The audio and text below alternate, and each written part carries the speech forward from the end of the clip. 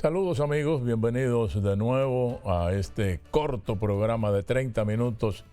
Hoy vamos a tener un programa con bastante área educativa y de orientación. Entre una y otras cosas vamos a estar felicitando y hablando de las acciones de César Iglesias, de una carta de Hipólito a Abinader, de las marcas privadas de los supermercados, de la base aeroespacial en Oviedo, de cómo desarmar las huelgas magisteriales y de varios temas más. Así que comencemos.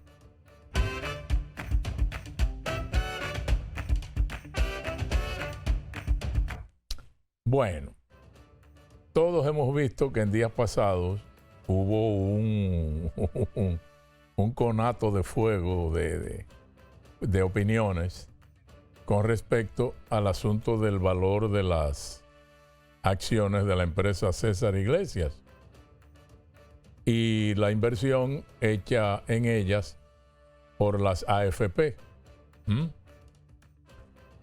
Pero mucha gente que opinó sobre el tema demostró en parte un desconocimiento de cómo funcionan las inversiones en bolsas de valores,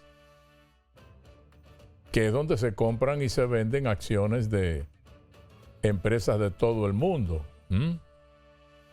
Amigo, quizás esas interpretaciones y algunas deducciones apresuradas ocurrieron porque el mercado de valores en nuestro país todavía es muy pequeño. Yo creo que apenas participan unas 2 o 3 empresas, no más de 2 o 3.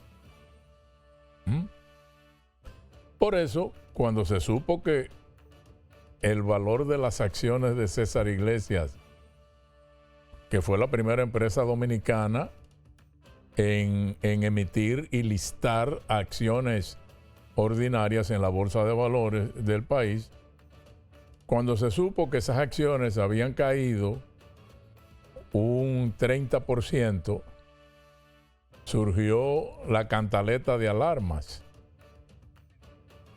motivadas porque varias administradoras de fondos de pensiones, las AFP, como Reservas, Crecer y Siembra, creo que una es del Popular, no sé de cuál es la otra, fueron las que compraron cerca del 70% de las acciones que emitió César Iglesias.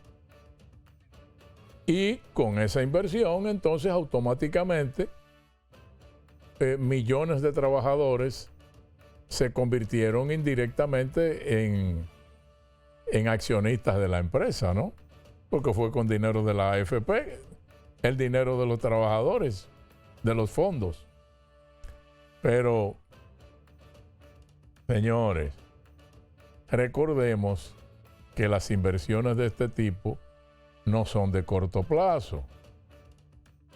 Son inversiones que, se vigilan constantemente para determinar si vale la pena mantenerlas por los beneficios que generan o, por el contrario, venderlas a conveniencia, ¿no?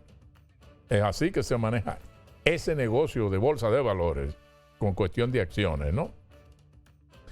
Cuando salieron al mercado en el 2023, lo que se llama una oferta pública inicial, o en inglés es IPO, Initial Offer, una oferta pública inicial, vamos a decirlo en español, IPO, que es cuando una empresa vende acciones al público por primera vez en la bolsa. En ese momento, cuando salieron, el precio de cada acción de César Iglesias estaba entre 128,84 y 129 pesos. Ahora mismo están alrededor de 90 pesos por acción.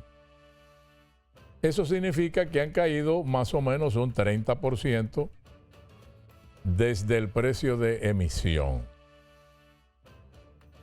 Si se compara con el pico que alcanzaron al inicio, cuando llegaron cerca de 170 pesos por acción, entonces la caída es de un 47%. ¿Por qué bajaron? Bueno, los amigos del briefing de Santiago hicieron una síntesis muy interesante. Primero, entiéndase que después de un IPO, o sea, una oferta inicial, oferta pública inicial, es normal que el precio pase por un proceso en que el mercado todavía está probando cuánto realmente vale la acción. Porque al principio suele haber mucha emoción y mucha demanda. ¡Wow! Oferta de acciones de una empresa grande. El mercado accionario dominicano todavía es muy pequeño. La bolsa tiene muy pocas acciones ordinarias. Cuando un mercado tiene poca facilidad de compra-venta, cualquier movimiento afecta mucho el precio. Y si hay pocos compradores o vendedores, entonces el precio se mueve más. Las AFP compraron buena parte de las acciones emitidas en ese momento, pero esos fondos no están pensados para comprar y vender rápido. Es para mantener inversiones a largo plazo. Sí conviene, desde luego, sí conviene. El límite máximo que las AFP pueden invertir en acciones de oferta pública, como las de César Iglesias, es el 30% del valor de su fondo. Ese es el máximo. En este caso, la exposición total de los fondos está muy por debajo de eso. En 2023 era de un 0.38% del total que manejan las AFP. Pero eso no significa que deben echarse a dormir. Tienen que vigilar el comportamiento de esas acciones en el día a día, como se hace en la Bolsa de Valores de Nueva York o de Tokio o lo que sea, por solo mencionar algunas, ¿no? Si la tendencia se revierte, bueno, pues felices todos. Pero si continúa cayendo, entonces ahí entra en juego la capacidad de vender si es que hay compradores en ese momento. Si es que hay compradores en ese momento. Y vender perdiendo en tal caso. Yo creo que me estoy dando a entender, ¿verdad? Pregunta. ¿Fue buena la decisión de esas AFP de invertir el dinero ajeno en comprar tantas acciones? Porque no fue dinero de los bancos. Fue dinero de los fondos de pensiones que manejan las AFP, que son regenteadas por los bancos. Yo recuerdo que cuando se realizó la operación, circuló un rumor muy fuerte de que esa compra había sido presionada por uno de los bancos que maneja una de las AFP que compraron. Porque la empresa César Iglesias tenía una fuerte deuda con ese banco y fue así como surgió la idea de que las AFP compraran las acciones. De modo que con parte del dinero de esa venta se saldó la deuda del banco. Y todo el mundo feliz.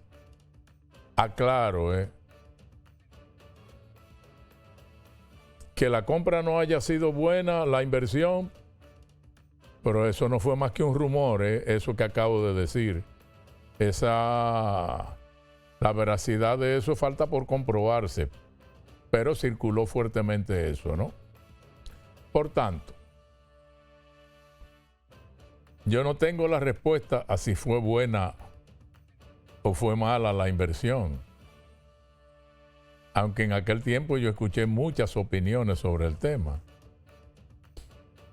Mientras tantamente, quedémonos con la realidad de que no, las inversiones en acciones no son una renta fija como los certificados financieros. Y quien invierte en bolsa de valores tiene que saber jugar el juego, tiene que estar conectado todo el día entero para ver el movimiento, aunque todavía aquí eso no es a ese nivel. Hay 2 o 3 empresas nada más con acciones en la bolsa. ¿Sabrán las AFP cómo jugar con esa novedad de la bolsa de valores? ¿Pueden recuperar su valor inicial las acciones de César Iglesias? ¿Hay algo de cierto en lo que se dijo de la jugada del banco para cobrar su deuda? El tiempo hablará, como siempre. Y hasta ahí el tema, pero bien, ahora antes de pasar a las felicitaciones, les traje esta especie de cultura con sabrosura, recordando a mi amigo Jackie, que en paz descanse. Para los que andan por ahí diciendo que Irán es un país árabe, por Dios, miren esto. Es uno de los países más grandes y poderosos de Medio Oriente, pero tiene varios detalles que lo hacen diferente de casi todos sus vecinos. Primero, no es un país árabe, es persa. Y segundo, no es sunita, es un país de mayoría chiita. Es decir, Irán es una civilización distinta dentro de Medio Oriente. Mientras la mayoría de sus vecinos, como Arabia Saudita, Jordania, Qatar, Kuwait, Egipto, comparten la tradición árabe, Irán pertenece a otra tradición. Es persa, hablan farsi, no árabe, y su historia no comienza con el Islam, sino mucho antes. Irán es heredera de una de las tradiciones más antiguas del mundo, el Imperio Persa, que hace más de 2500 años dominaba gran parte de Medio Oriente. Por eso, no solo es otro país en la región, es otra civilización dentro del mismo mapa. De hecho, en Medio Oriente hay muy pocos países no árabes. Los más importantes son Irán, de tradición persa, Turquía, de tradición turca, e Israel, de identidad nacional israelí y de cultura hebrea. Pero hay una segunda diferencia todavía más importante. La mayoría de los iraníes son chiitas y hoy el mundo musulmán está conformado en un 85%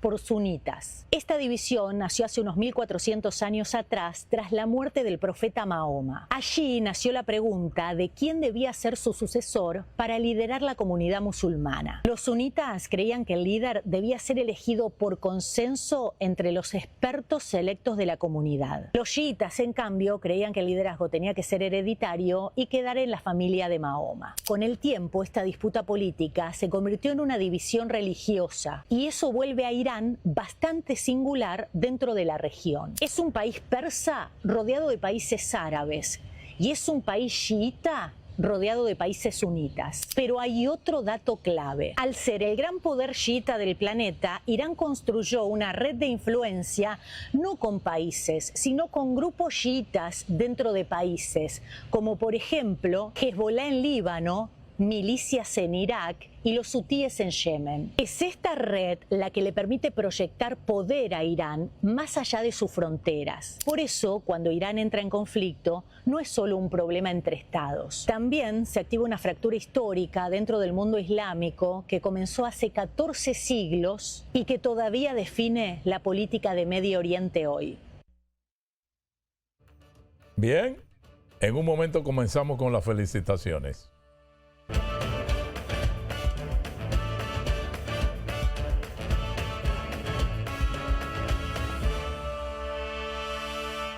Hay algo que se ve HD, que entre paciente y paciente hay tiempo para entrar al banco. Tu vida se ve HD cuando, sabiendo cómo es tu día, hacemos que tus pagos, desembolsos y solicitudes sean más simples. Vive la mejor experiencia digital desde la app hasta la Z. El futuro que quieres se ve mucho mejor cuando... Tengan buen día. Ay, disculpa. Un nuevo diseño. Buen día, hermano. ¡Hey, buen día! Buen día, Que tenga buen día. no va buen día. Y este día Ay, no. Día difícil, ¿eh? te digo, y buen día. El día está bueno, va buen día.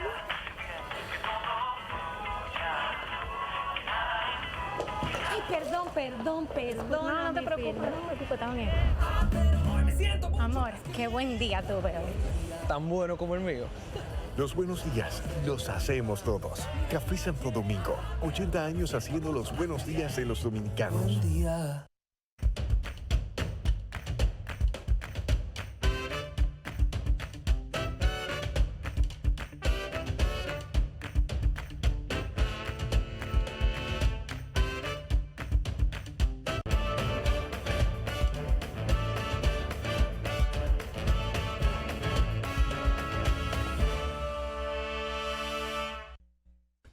El día 2 pasado, día 2 de marzo pasado, el expresidente Hipólito Mejía le dirigió una carta al presidente Luis Abinader.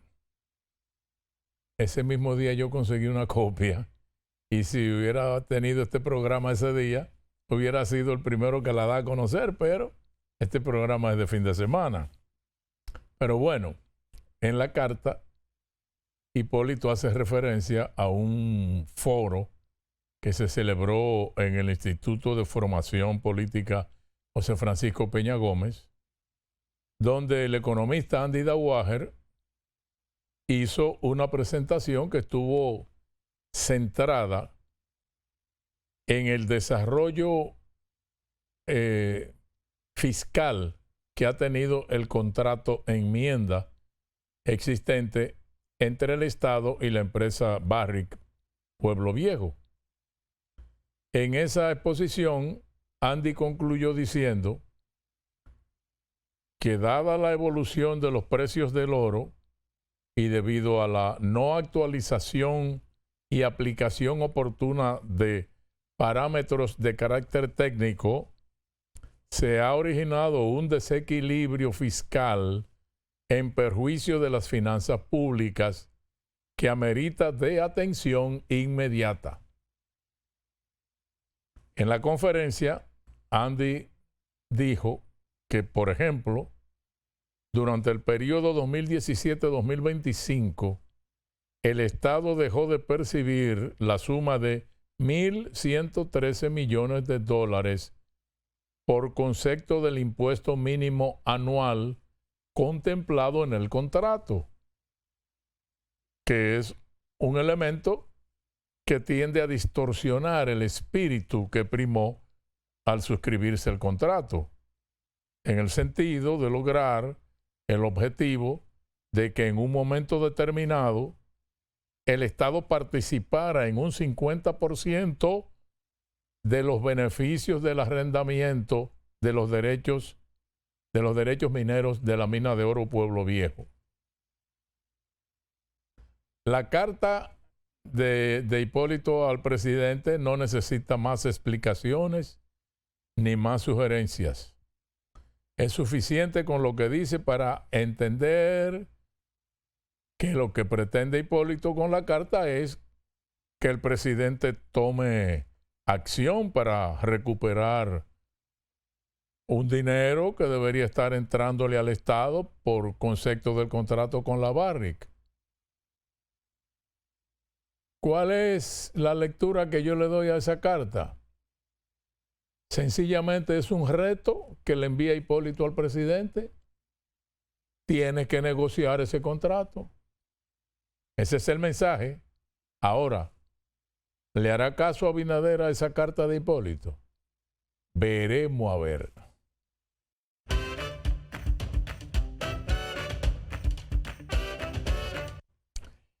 Bueno, el comunicado de la panadería Lumijor de Santiago sobre su retiro de los supermercados Bravo.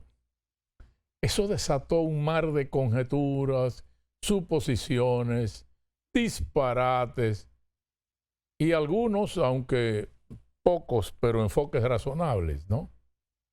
Se ha dicho de todo, pero 90% es desperdicio que desorienta en vez de educar. Entonces, vamos a orientar correctamente a nuestros televidentes sobre este tema, donde nosotros no tenemos intereses envueltos. Así que, al no tener intereses, eso nos permite ser francos y precisos. Mire, las llamadas marcas blancas o marcas propias son las que los distribuidores, llámese supermercado, farmacia, etcétera, ofrecen a su clientela por un precio menor al de las marcas similares competidoras. Esos productos son de venta exclusiva en esos establecimientos porque para eso fueron concebidas, ¿no? Por si no lo sabía, algunos de esos productos son fabricados por las mismas industrias que fabrican las marcas conocidas.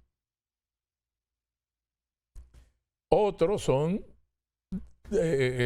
encargados al extranjero con el sello de la marca que indique la cadena de retail importadora.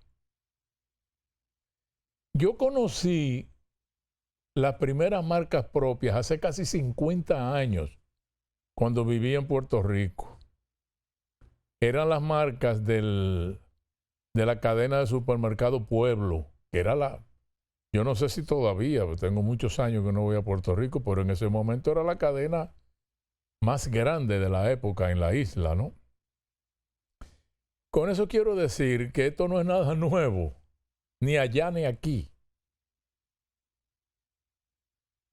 Yo sé que muchos de ustedes que han ido a un Walgreens, por ejemplo, donde ustedes ven que unas gotas para la alergia en los ojos se ofrece bajo la marca Walgreens, y cuando usted ve el contenido es la misma fórmula de la marca líder, que es más cara y se coloca al lado en las góndolas.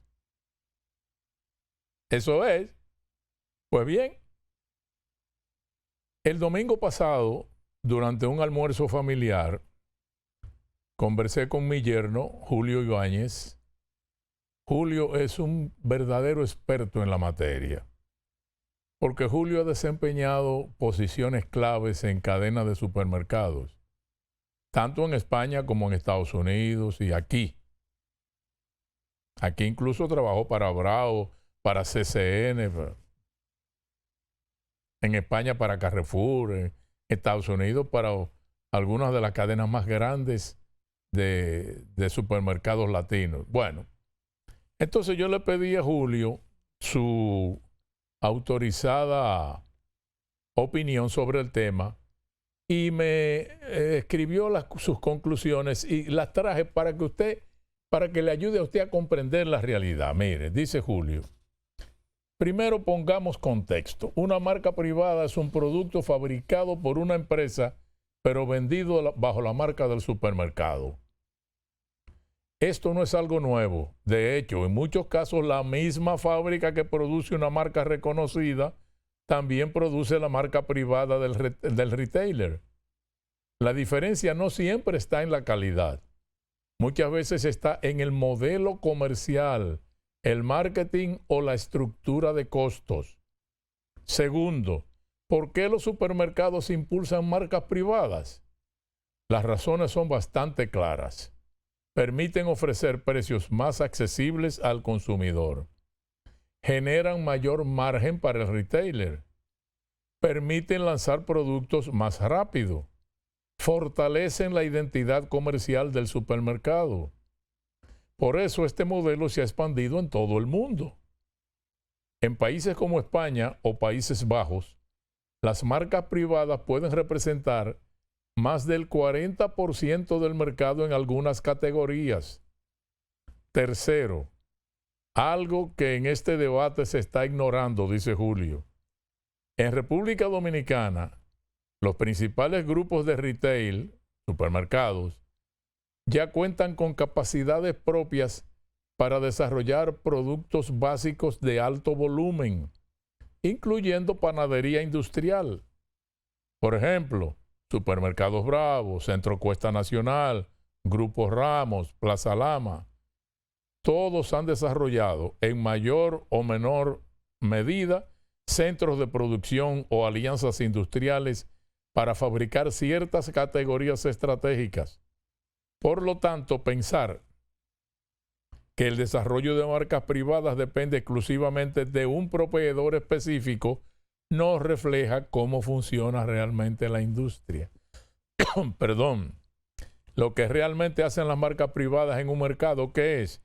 Cuando las marcas privadas crecen, pasan tres cosas inevitables: más presión en precios, más acceso del consumidor a productos asequibles y más innovación de las marcas tradicionales.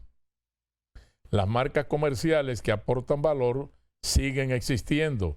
Las que no se adaptan desaparecen. Así ha pasado en todos los mercados donde el retail está involucrado. El actor que realmente importa en todo este debate, hay algo que a veces se pierde de vista. Las empresas, fabricantes o retailers toman decisiones estratégicas sobre con quién trabajar. Eso es parte natural de cualquier economía de mercado. Pero al final hay un actor que suele salir beneficiado de esta dinámica, que es el consumidor. Más competencia significa mejores precios, más opciones, más innovación. Y eso en última instancia siempre fortalece el mercado.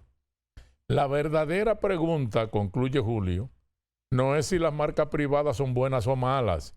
La verdadera pregunta es esta: ¿están las marcas tradicionales de República Dominicana preparadas para competir en un mercado donde el retailer también se convierte en marca?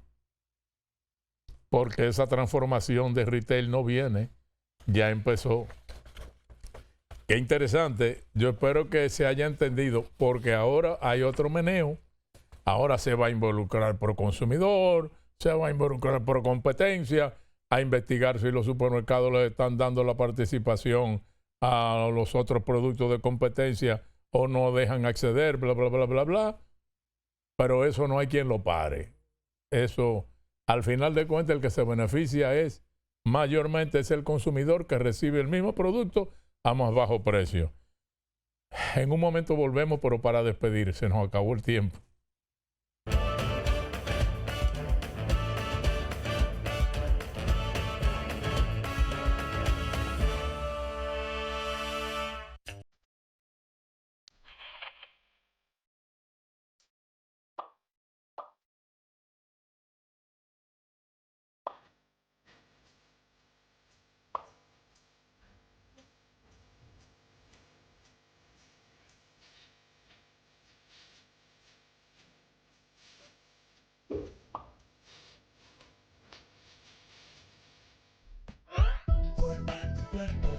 El secreto para estar en forma.